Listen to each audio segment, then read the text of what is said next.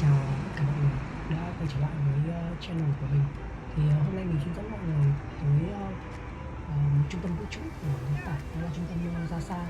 Thì là trung tâm khoa học vũ trụ của Nhật Bản rất là nổi tiếng, và từ thời còn đại học mình đã mong muốn được một lần đặt chân tới nơi này. Thì mời mọi người cùng theo chân mình nhé. Trung tâm này nằm ở thành phố Tsukuba City thuộc tỉnh Ibaraki và cách Tokyo khoảng 50 km về phía đông bắc.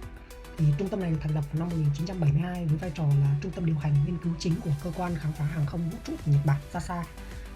Mình đã di chuyển đến trung tâm này bằng xe buýt. Ngay khi chúng ta bước vào cái khuôn viên của trung tâm vũ trụ thì chúng ta có thể bắt gặp cái hình ảnh một cái tên lửa mô hình H2A được đặt trang trọng tại trung tâm, ở quảng trường của trung tâm. Một số các cái thông tin tổng quan về mô hình này, đó là mô hình này có cái tỷ lệ 1:1 so với cái kích thước thật, với chiều cao khoảng 53 m và độ rộng khoảng 4 m, thì được đặt ngoài trời. Và chúng ta có thể thấy ngay từ xa khi bước vào cổng có các cái màu sắc như là màu vàng, màu cam chủ đạo xen với trắng theo cái thiết kế thật của tên lửa H2A được phóng từ trung tâm tên lửa Tanegashima. Một vài nét về tên lửa thực tế, đó là đây là loại tên lửa đẩy dùng để phóng vệ tinh vào quỹ đạo địa tĩnh. Từ năm 2001 đến nay thì tên lửa này đã thực hiện hơn 40 lần phóng thành công, với tỷ lệ thành công gần như là tuyệt đối, khoảng 98%, được dùng để phóng các cái loại vệ tinh nhỏ như vệ tinh thời tiết, các cái loại hàng hóa trở lên trung tâm vũ trụ ISS.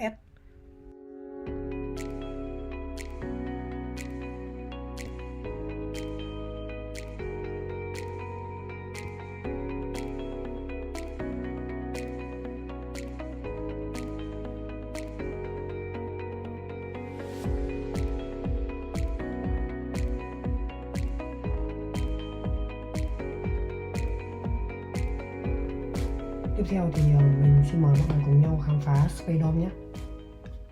Space Dome là khu trưng bày không gian nơi giới thiệu các cái thành tựu vũ trụ nổi bật của Nhật Bản. Tại đây thì du khách có thể chiêm ngưỡng những cái vệ tinh thật và những cái mô hình tên lửa, phòng thí nghiệm Kibo trên ISS và các cái tàu thăm dò cỡ nhỏ mà Nhật Bản đã phát triển. Đồng thời thì chúng ta cũng có thể xem được những cái tiến trình phát triển từ quá khứ đến hiện tại và tương lai của Nhật Bản. Đây là một cái không gian rất là hiện đại, trực quan, giúp cho người xem có thể rõ quy trình phóng, điều khiển và khám phá vũ trụ. Và đây thực sự là điểm đến lý tưởng cho những ai đam mê khoa học và công nghệ không gian. Như mọi người có thể thấy thì trẻ em Nhật Bản cũng rất thích tới đây để có thể học hỏi, khám phá. Mình ước gì ở Việt Nam cũng sẽ có một cái trung tâm như vậy. Ở đây thì mọi người cũng có thể book những cái hướng dẫn viên để người ta có thể giới thiệu cho mọi người về toàn bộ những cái mẫu vật được trưng bày tại đây. Tuy nhiên thì mình không book những cái hướng dẫn viên như vậy. Tuy nhiên thì mình cũng có thể đi cùng để có thể nghe ké được người ta phân tích và người ta giới thiệu. Thì ngay khi bước vào ở đây, đó chính là một cái mô hình thu nhỏ của trái đất. Và giới thiệu đó là chủ yếu về các cái địa điểm phóng vệ tinh của Nhật Bản. Thì cái bác hướng dẫn viên, bác kia cũng đã giới thiệu một số các trung tâm phóng vệ tinh của Nhật. Trong đó thì có cái trung tâm Tanegashima. Thì đây là một cái trung tâm phóng ở bên ngoài một hòn đảo ở phía nam của Nhật Bản, cũng gọi là một cái trung tâm lớn nhất và hiện đại nhất của Nhật Bản do JAXA điều hành, nằm ở phía nam của đảo Tanegashima thuộc tỉnh Kagoshima. Thì đây được coi là nơi thực hiện những cái sứ mệnh vũ trụ rất là quan trọng của Nhật Bản, thành lập vào năm 1969 với chức năng chính là lắp ráp tên lửa này, kiểm tra tải trọng, đồng thời là phóng vệ tinh lên quỹ đạo. Thì một số các cái tên lửa phóng tại đây có thể kể đến như là H2A như vừa nãy mình đã chia sẻ, được đặt tại quảng trường của JAXA, và H2B chở hàng lên ISS, và dòng H3 mới từ năm 2023 trở đi thay thế cho H2A cũ. Thì bác ấy cũng có nói đây là cái vị trí nằm sóc biển, giúp dễ dàng có thể điều hướng được bay ra Thái Bình Dương một cách an toàn, và được thiết kế tích hợp giữa cơ sở kỹ thuật, đồng thời cũng bảo vệ môi trường. Thì thời gian phóng thì thường diễn ra vào khoảng sáng sớm và chiều tối. Thì đây không chỉ là các cái bệ phóng vật lý mà còn biểu tượng cho khát vọng vươn xa của công nghệ Nhật Bản ra không gian. Như mọi người cũng có thể thấy thì với một cái vệ tinh như vậy thì cái tầm hoạt động khi mà nó thu phát sóng thì sẽ là thu phát sóng theo dạng hình chảo. Từ cái vệ tinh mà chiếu xuống thì sẽ là dạng hình chảo, và chính vì vậy nên là cái lý do tại sao mà để mà hút được những cái tín hiệu từ những cái quả vệ tinh ấy, thì những cái trạm thu tín hiệu thường có dạng là hình chảo để có thể hút được nhiều nhất có thể những cái tín hiệu mà từ vệ tinh truyền tải lại. Ở đây thì bác ấy đang giới thiệu về những cái tấm pin năng lượng mặt trời. Ở ngoài không gian thì hoàn toàn không có những cái dạng năng lượng như là thủy điện, than, đá hay là gió. Chính vậy nên là chúng ta chỉ có thể sử dụng những cái tấm pin năng lượng mặt trời là cái nguồn cung điện duy nhất cho các cái vệ tinh, và đồng thời là cả trạm không gian nữa, và được chế tạo từ các cái tế bào quang điện, thường được làm từ gallium. Và đặc trưng của những cái tấm pin này đó là màu, bác ấy nói là croi là màu tối, để có thể hút được nhiều những cái ánh sáng nhất có thể, và chuyển hóa được chúng thành điện năng. Thì với những cái tấm pin năng lượng mặt trời ở mặt đất như chúng ta thì thường thì cái hiệu suất chuyển đổi của nó khá là thấp. Tuy nhiên thì với những cái loại mà sử dụng trong không gian như này thì cái hiệu suất phải cao hơn rất là nhiều so với các cái loại dân dụng bình thường. Cái hiệu suất chuyển đổi nó rơi khoảng tầm 28 đến 34%, và để mà đáp ứng được cái yêu cầu đó thì cái chất lượng đồng thời là cái kỹ thuật tạo ra những cái tấm pin năng lượng mặt trời này thì đòi hỏi tốn rất là nhiều công sức, và giá thành thì rất là cao.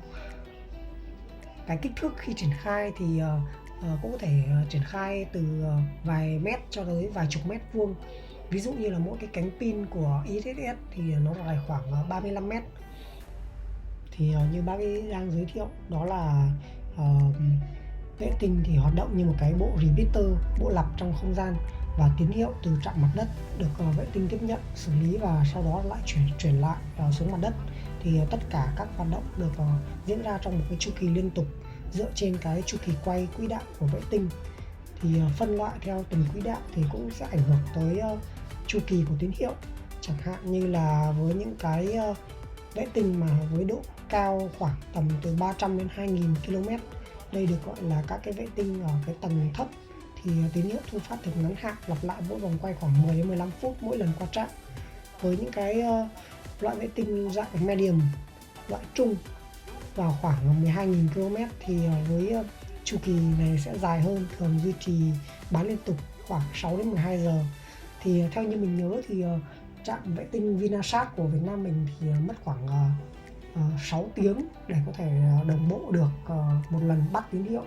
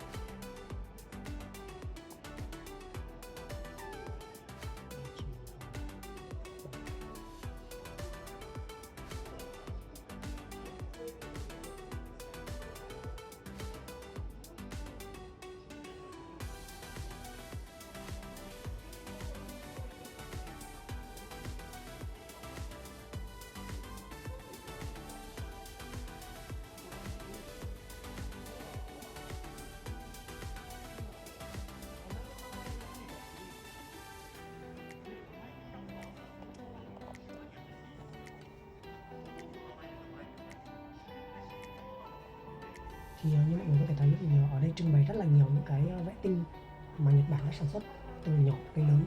Thì hầu hết những cái mẫu vật ở đây được trưng bày là những cái mô hình cỡ nhỏ của các cái vệ tinh. Thì bác ấy đang giới thiệu tiếp theo về trảo thu tín hiệu vệ tinh. Thì trảo thu tín hiệu là các cái thiết bị chuyên dụng để thu sóng vô tuyến từ vệ tinh truyền về trái đất, và nó giống như một cái anten định hướng với cái bề mặt phản xạ là parabol, giúp hấp thụ sóng vào điểm tiêu nơi đặt nước thu. Thì cách hoạt động thì sóng từ vệ tinh sẽ truyền về và phản xạ qua bề mặt chảo và hội tụ tại bộ chuyển đổi tín hiệu tần số cao từ vệ tinh sang tần số thấp để đưa vào các cái bộ giải mã. Và sau đó thì các cái bộ khuếch đại, bộ chuyển đổi tần số tín hiệu truyền qua các cái cáp đường trục tới các thiết bị thu trong nhà đài, nhà thu và các cái trạm dữ liệu, trạm router, trạm nhận thì được ứng dụng trong các cái truyền hình vệ tinh, truyền thông VSAT và điều khiển liên lạc vệ tinh, nhận dữ liệu từ vệ tinh khí tượng và quan sát trái đất. Thì có các cái dạng đường kính chảo phổ biến, chẳng hạn như là 60 đến 90 cm là truyền hình dân dụng. Thường thì mình cũng có thể thấy ví dụ như là lắp truyền hình cáp K cộng thì cũng sẽ có một cái chảo, thì đó là các cái truyền hình dân dụng. Một cái số các cái dạng chảo lớn hơn như là 1,2 đến 2,4 mét thì đây là những cái trạm lớn của nhà đài truyền thông chẳng hạn, VSAT, và một số các cái chảo lớn hơn nữa đó là khoảng hơn 5 mét. Đây là những cái trạm mặt đất chuyên dụng và những cái không gian sâu. Thì mình nếu mà không có cái chảo thu như vậy thì mình sẽ không thể nào mà có thể bắt được những cái tín hiệu từ vệ tinh.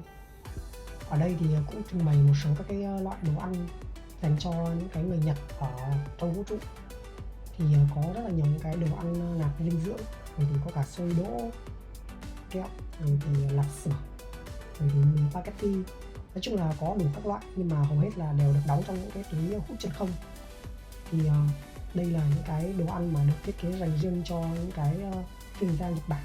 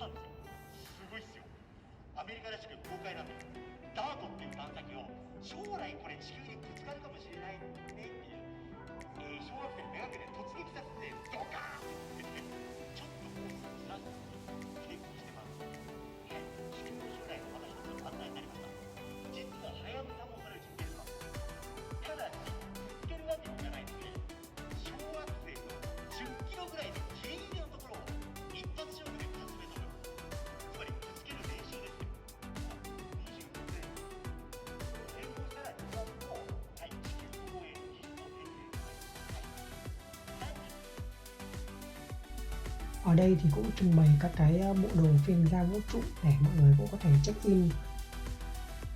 Thì thực sự rất là thú vị. Mình cũng đã check in một vài bức ảnh.